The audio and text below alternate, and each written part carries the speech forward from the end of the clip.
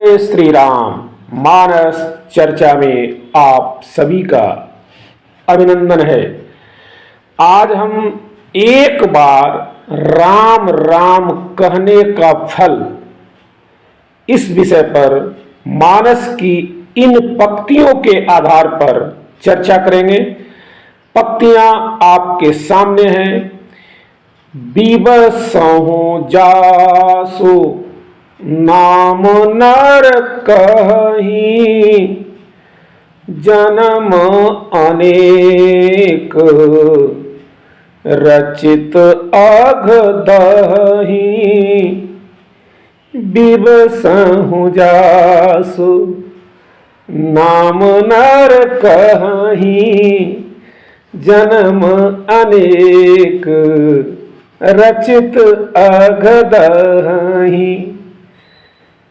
एकदम सामान्य भाषा में सामान्य ढंग से गोस्वामी जी कहते हैं, विवश होकर भी जिसका नाम मनुष्य लेते हैं, तो जो मनुष्य उनका नाम लेता है उसके अनेक जन्मों के पाप भस्म हो जाते हैं।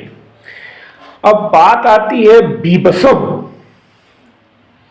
बेबस होने पर, जैसे कि शत्रु के बस में पड़कर, गिरते पड़ते, आलस्य में, जमाई लेते हुए, दुख या पीड़ा से व्याकुल होकर, यमदूतों के भय से, लाचारी से, पराधीनता से, परतंत्रता के कारण, संतों के साथ पड़ जाने के कारण, किसी भी प्रकार से आप अगर राम नाम लेते हैं तो आपके जन्म अनेक रचित अघदही, अनेक जन्मों के पाप नष्ट हो जाते हैं।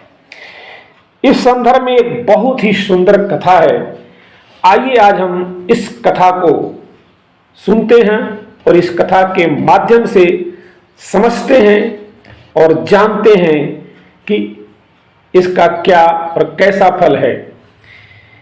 एक बार विवशता में ही सही राम राम कहने का आप देखें इस महापापी को कितना अद्भुत फल प्राप्त होता है।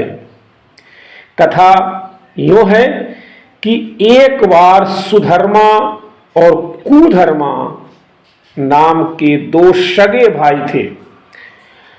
बड़े भाई सुधर्मा परम भागवत थे, परम भगवान के भक्त थे। छोटा भाई कुधर्मा परम विषयी पुरुष था। उसके अंदर सभी प्रकार की बुराइयां थीं, शराब सेवन, अन्य जितनी बुराइयां आप कह सकते हैं, सभी बुराइयां थीं। एक दिन बड़ा भाई संतों से निवेदन किया कि आप लोग उनके घर चलें, और वह निवेदन करके संतों को अपने घर लाया। संतों को बहुत ही आदर सम्मान पूर्वक बिठाया, आरती किया, प्रसाद खिलाया। इसी बीच कुधर्मा कहीं से आ गया और संतों को गाली देने लगा, यहां तक कि अपने भाई को भी उल्टा सीधा सुना दिया, क्योंकि उसका तो दुष्ट स्वभाव ही था। बड़े भाई ने विचार किया कि इस दुष्ट का कैसे कल्याण होगा, क्योंकि संतों को गालियां देने से तो दुर्गति पक्की ही थी। संत लोग बड़े कृपालु होते हैं। सभी संत वहां से बिना कुछ कहे सुधर्मा के व्यवहार को देखकर, सुनकर, समझकर वहां से चले गए। कुछ दिनों बाद संयोग की बात है कि उसके गांव में अयोध्या के संतों की मंडली आ गई। सुधर्मा संतों की मंडली के पास गया और उन लोगों को बड़े आग्रह, प्रेम, श्रद्धा के साथ अपने घर लाया। अयोध्यावासी संतों की उसने बड़े ही प्यार से आरती उतारी, प्रसाद खिलाया और भोजन वगैरह करा रहा था। इसी बीच पुनः शराब पीकर कुधर्मा वहां आधम का और सबको गालियां बकने लगा। कुधर्मा का कमरा ऊपर था, वह सबको गालियां देते हुए अपने कमरे में चला गया। संतों ने सुधर्मा से कहा, आप तो हमें आदरपूर्वक लाए हो, लेकिन यह कौन है जो इतना दुष्ट है? सुधर्मा जी ने कहा, महाराज जी क्षमा करें, यह मेरा छोटा भाई है, गलत संग से इसकी दुर्दशा हो गई है। उन्होंने पूछा सुधर्मा जी ने, महाराज क्या इसकी रक्षा का, इसके कल्याण का कोई उपाय हो सकता है? संतों ने कहा, पक्का हो जाएगा, आप चिंता मत करो। इसके बाद संतों ने विचार किया कि यार हम इसके यहाँ आए हैं, रुके हैं, इसने हमारी बहुत सेवा सत्कार शुश्रूषा किया है और अपने भाई के कल्याण की बात कर रहा है, तो इसका कल्याण कैसे होगा? इस पर सभी संत बैठ करके विचार करने लगे। उन संतों में एक बहुत ही हृष्ट पुष्ट पहलवान टाइप के संत थे। उन्होंने कहा, आप लोग चिंता मत करें, इसका कल्याण हम कर देंगे। यह कहकर वो जो पहलवान टाइप संत थे वो ऊपर कुधर्मा के कमरे में चले गए और जा करके दरवाजा खटखटाए। जब कुधर्मा दरवाजा खोला, एकदम तमतमाया हुआ, गुस्से में आग बबूला, उल्टा सुल्टा उस संत को बोलने लगा। संत समझ गए कि यहां तो विनय से बात नहीं बनेगी। उन्होंने भी न आव न देखा दाव, संत महोदय चट कुधर्मा को जमीन पर गिरा दिए और उसकी छाती पर चढ़कर बैठ गए। संत ने कहा, बोल बेटा क्या है रे, क्यों तू इतना तमतमा रहा है, चल राम बोल। कुधर्मा महानीच, वो राम क्यों बोले? कहा नहीं बोलूंगा, क्या कर लेंगे आप? संत ने कहा, क्या कर लेंगे? अरे अगर तुमने राम नाम नहीं बोला तो मैं तुम्हारा राम नाम सत्य कर दूंगा। अरे ऐसे कैसे कर देंगे आप हमारा राम नाम सत्य? तब संत को क्रोध आ गया। और संत ने उसका गला दबा दिया और कहा, देख यहां पर तुम्हें कोई बचाने वाला नहीं है, राम बोल, देख ले, कोई सुनने वाला भी नहीं है कि तू राम बोल रहा है कि नहीं बोल रहा है, मैं और तुम दो ही हैं। अगर तुम राम नहीं बोले तो मैं तुम्हारा गला दबा दूंगा। छाती पर बैठे ही थे, गला दबा ही दिए। अब साक्षात मृत्यु उसके सामने थी और बस यह देखिए विवशता, एकदम विवश होकर मृत्यु को सामने देखकर कुधर्मा की इंद्रियां सक्रिय हो गई और उसने तुरंत विचार किया कि यार मरता क्या नहीं करता, अब तो यहाँ यही उपाय है कि हम राम नाम बोलें। उसने उस संत के दबाव से, संत के हाथों से बचने के लिए राम राम बोला। जैसे ही उसने राम राम बोला, संत उसके ऊपर से हट गए और बोले, बेटा चल, कितना हो विवश होकर के, किसी भी स्थिति में तुमने राम नाम बोला तो सही, लेकिन अब मेरी एक ज्ञान की बात ध्यान से सुन ले। अगर तुमसे कोई भी इस राम नाम की कीमत मांगने को कहे तो ध्यान रखना, इसकी कीमत मत लेना और इस राम राम को कभी मत बेचना। यह कह करके सभी संत लोग वहां से चले गए। कुछ दिन बाद समय आया, मृत्यु सबकी निश्चित है, सारे पापों का फल उसको मिला। उसे भयानक रोग, जानलेवा रोग हो गया और उसकी मृत्यु हो गई। पापी पहुंचा यमलोक धर्मराज के दरबार में।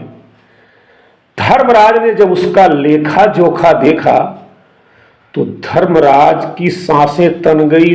धर्मराज हैरान परेशान, अरे इसने तो पाप ही पाप किया है, बस 2 बार इसने किसी संत की अहेतुकी कृपा से राम राम बोला है। धर्मराज ने बोला कि चल ठीक है, कोई बात नहीं, तूने 2 बार राम राम तो कहा ही है, और यही राम राम जपना एकमात्र तुम्हारे जिंदगी का पुण्य है, बाकी सब तो पाप ही पाप है। क्या लोगे इस राम नाम के बदले, यह बताओ। अब जैसे ही धर्मराज ने यह कहा कि तुम इस राम नाम के बदले क्या लोगे, उसे उस हट्ठे कट्ठे मोटे पहलवान संत की सभी बात याद आ गई, जो उसकी छाती पर चढ़ करके जबरन विवस्था में मृत्यु है से राम राम बुलवाए थे।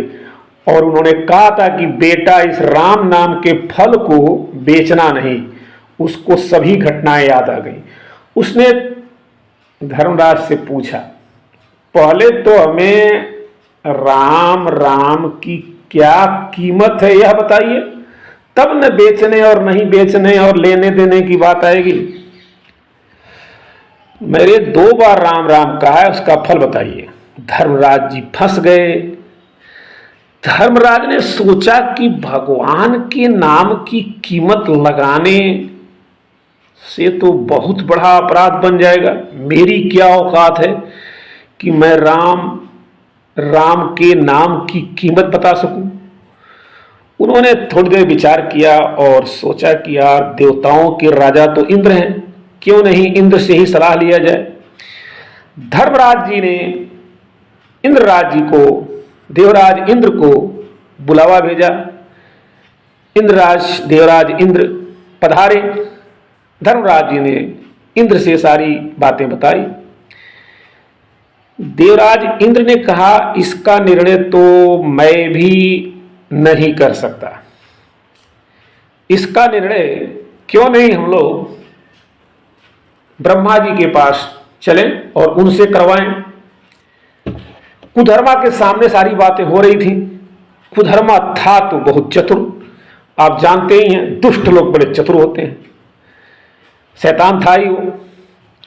उसको भी अब राम नाम की महिमा समझ में आने लगी थी। उसने कहा, पहले तो ये जो भयंकर रूप वाले ही यमदूत हमारे सामने रखे हो, आप इन सबको हटाइए और देखिए मैं कहीं जाऊंगा नहीं। अगर आपको मुझे ले चलना है तो मेरे लिए पालकी मंगाइए, मैं पैदल चलने वाला नहीं हूं। अब उसकी इस जिद को देख करके देवराज इंद्र और यमराज जी पालकी की व्यवस्था कराए। उसे पालकी में बैठाया गया और ब्रह्मलोक ले जाया गया। ब्रह्मा जी ने इन सबको देखकर आश्चर्य किया। ब्रह्मा जी को बहुत आश्चर्य हुआ कि भाई ये पालकी में कौन है, और देवराज इंद्र और धर्मराज जी यहां पधारे। ब्रह्मा जी ने पूछा, क्या बात है, क्या पुण्य है इस जीवात्मा का कि आप लोग इसे पालकी में बिठा कर लाए हो। धर्मराज जी ने बोला, यह तो महान पापी है सर। इसने केवल 2 बार राम राम बोला है। इसी राम नाम बोलने के पुण्य का फल इसको देना चाहते थे, और अब यह बोल रहा है कि पहले हमें उसकी कीमत बताओ। ब्रह्मा जी बेचारे सर खुजलाने लगे, क्योंकि राम नाम की कीमत तो वो भी कैसे बता दें। ब्रह्मा जी ने कहा, राम नाम की महिमा को भगवान शिव ही जानते हैं। मानस में गोस्वामी जी ने बहुत ही सुंदर लिखा है, नाम प्रभाव जान शिवनी को, काल कूट फल दिन अमी को। इसीलिए सबने निर्णय किया कि हम सब इसके साथ कैलाश चलते हैं, और सभी लोग शिवधाम कैलाश पहुंचे। किस लिए? राम नाम की महिमा को सुनने के लिए। वो पापी जीवात्मा अब तो बड़ा ही प्रसन्न हो रहा था। अब सब लोग भगवान महादेव जी के पास कैलाश पर पहुंचे, भगवान शंकर के दर्शन किया, और भगवान शंकर का दर्शन जैसे उस पापी आत्मा जीवात्मा ने किया, उसको परम आनंद की महसूस, परम आनंद उसके अंदर समा गया। अब तो उसके सारे पाप नष्ट होने ही थे, सारे पाप उसके नष्ट हो गए। शिव जी ने पूछा कि आप सबका यहां आने का प्रयोजन क्या है, आप सबके आगमन का अर्थ क्या है। धर्मराज जी ने बोला कि इस जीवात्मा ने 2 बार राम राम जपा है और यह उस राम नाम जपने की, राम राम की कीमत पूछ रहा है। हम आपके पास राम नाम की कीमत जानने के लिए आए हैं। तब भगवान शिव ने कहा, देखो देवगण, हम रा कहकर हलाहल विष को पी गए और मौ कहकर उस विष को अपने कंठ में आज तक रोके हुए हैं। मैं रात दिन राम नाम ही जपता हूं और इसी राम नाम से काशी में मरे हुए जीवों को मोक्ष प्रदान करता हूं, पर राम नाम की कीमत बताने की तो मेरी औकात नहीं है, मेरी सामर्थ्य नहीं है। शिव जी ने कहा कि चलो सीधे हम साकेत धाम, जहां श्री राम स्वयं विष्णु भगवान के रूप में हैं, उन्हीं से इसकी कीमत पूछ लेते हैं। अब तो जीवात्मा के आनंद का ठिकाना नहीं हुआ, उसे बहुत आनंद प्राप्त हुआ। सब लोग जीवात्मा को दूल्हे की तरह लेकर साकेत धाम पहुंचे। भगवान श्री राम ने पूछा, आप लोगों का आगमन कैसे हुआ। धर्मराज ने बताया कि प्रभु, यह जीवात्मा बहुत पापी है, लेकिन आपके एक प्रेमी महात्मा संत के द्वारा मारे जाने यानी मृत्यु के भय से इसने 2 बार राम राम बोला है और अब यह उसकी कीमत पूछ रहा है। भगवान श्री राम ने कहा, इसको मेरी गोद में बिठाओ।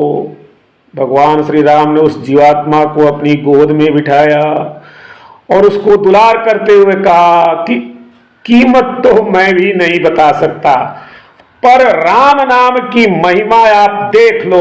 सभी दंग रह गए, सभी आश्चर्यचकित हो गए और सबने एक स्वर में गायन शुरू किया, बिबसहु जासु नाम नर कहीं, जन्म अनेक रचित अघदहीं। बिबसहु जासु नाम नर कहीं, जन्म अनेक रचित अघदहीं। जय श्री राम, जय हनुमान।